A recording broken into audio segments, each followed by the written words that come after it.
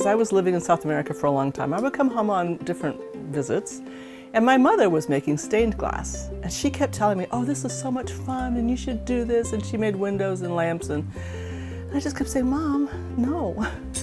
I don't follow patterns. I don't measure anything. There is nothing about stained glass that attracts me. My husband and I, when we moved back here, went on a double date with some friends, and we went to a place that did glass mosaic, which was really fun, except that it was with those little tiles. And I made a tray, and I took it, and I showed it to my mom, and I said, here, look. And she goes, it would look a lot better if you made it out of glass. I was like, oh, you know, it would. And so she gave me a box of glass, and I went down to my basement with a glass cutter and started beating things up and started making mosaic out of it. And it was just really fun. And I just became fascinated by the colors, the different kinds of translucence, and the incredible possibilities that glass has. And then eventually I thought, well, I really like the mosaic. I like working with glass, but I'd like to have it be a little more painterly. I wanted colors to kind of blend together better, and I didn't know how to do that with glass. So I started getting interested in fused glass. And with fused glass, I was able to overlap and interplay in ways that I hadn't been able to do before. But it still wasn't quite what I wanted, and I kept experimenting and experimenting. And then just by chance, I heard about a class by a guy who made the world's largest stained glass window at 4,000 square feet. Tim Carey, and he is an amazing instructor, and he shows you how to make your own sheets of glass and how to get the colors to kind of meld together. So I could add, 5, 6, 8 colors if I want of glass into a sheet, and as it melts together, then with frit and all kinds of little pieces of glass, it turns into something completely different. And so this whole body of work that we're looking at today has been made with that technique.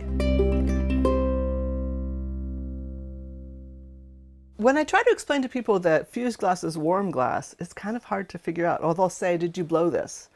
And so what's maybe important to know about glass is that this is cold glass.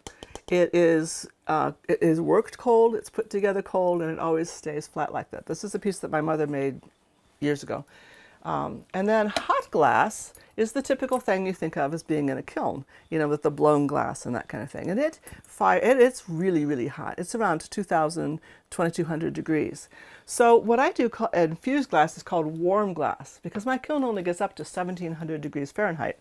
And so at warm, glass is able to, it melts in terms of being like a really thick molasses type texture. And so it can bend and move, but it doesn't become an actual liquid that you can blow as in hot glass. And so in order to make things that have these kind of characteristics with texture, I have to make a clay mold. And with the clay mold then, I can lay this on, melt it together, and then I can make things out of it that I want to make. And so I was talking before about this idea that I wanted to get more texture and more overlap into my glass. And this is sort of an early attempt at that with fused glass, trying to get things on top of each other and things to mold together. And it's so much easier now with the class that I've taken, but this was my first attempt at trying to figure out how to make glass a little more interactive and overlapping with the different colors. So this is warm glass, hot glass, and cold glass. Well, at the Studios on High Gallery, we are the only artist-owned and operated gallery in the Short North. And every month we have a different show in the front of our gallery. So I happen to be the member who's doing a show in September. It's called From the Earth, and the reason it's called From the Earth is because we had to pick a title a year ago, and I had no idea what it's going to do. So I knew I wanted to experiment with some new things, but I didn't know how it was going to go. So I thought that was generic enough to encompass what I really like to do is nature subjects and leaves and bamboo and things like that. Having spent 18 years living in the tropics, I just love nature. It's like when you live in a place where it's all around you, it becomes so much more of a part of your life.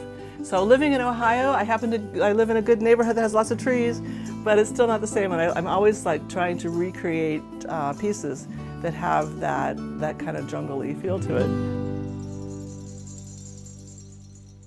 Well, this I'm hoping is going to be my favorite piece when it gets done. I really, really love Monstera leaves.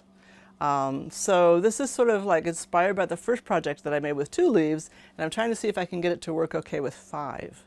Now glass, when you put it in a kiln and it melts, it wants to level out.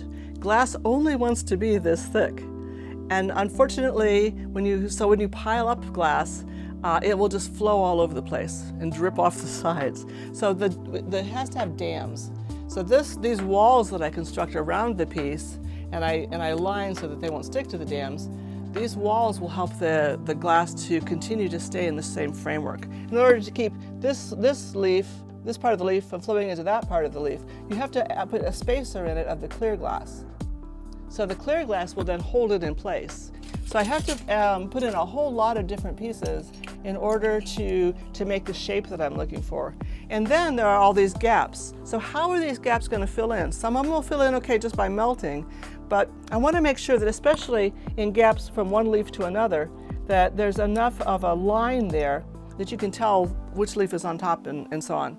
So basically what I need to do is to take the glass frit that I made in my grinder, and then I have to brush it into the cracks.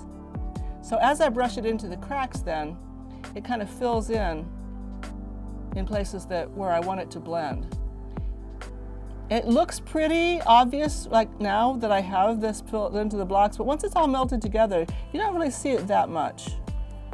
So I have to check it one last time, make sure there's nothing more I need to do, and then just close it. And we'll find out in about 30 hours if it came out the way we wanted it to.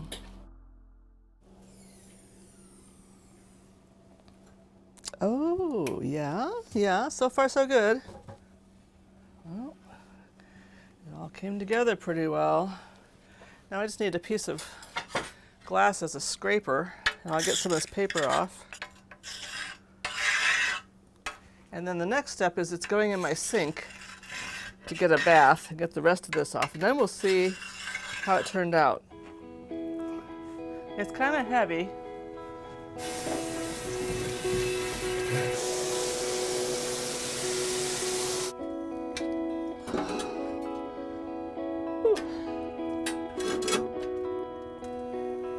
You can't see the top very well because it's in the shadows.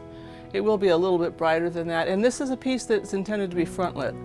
So it under a spotlight, I think it'll pop out pretty well. I see people standing and just kind of staring, and they look at how the pieces come together, and they look at the negative space and the positive space. And sometimes I've had glass artists come in, and they'll look at a really long, slender piece of glass, and they'll be like, "How did you cut that? I don't know how," and it's because I practice with a different kind of technique than they're probably using. And part of it for me is not being a classically or academically trained artist. I don't have the limitations of this is how it's supposed to be, and this is what you can't do, and this is what you can do. So I'm always experimenting and playing around, and then hopefully I can come up with some things that are kind of unique in that way. I hope that it encourages them somehow. I hope that they look at it. I hope that they feel a sense of, oh yeah, this is cool. This is like life, and this is something that kind of makes my day feel a little bit better. I really feel like it's a part of our humanity to be engaged with nature. It's part of who we are. And when we live these busy urban lives, we get disconnected from that. So I really feel that through art, we can get a little bit better connected and begin to just appreciate a little bit more of the world that we live in.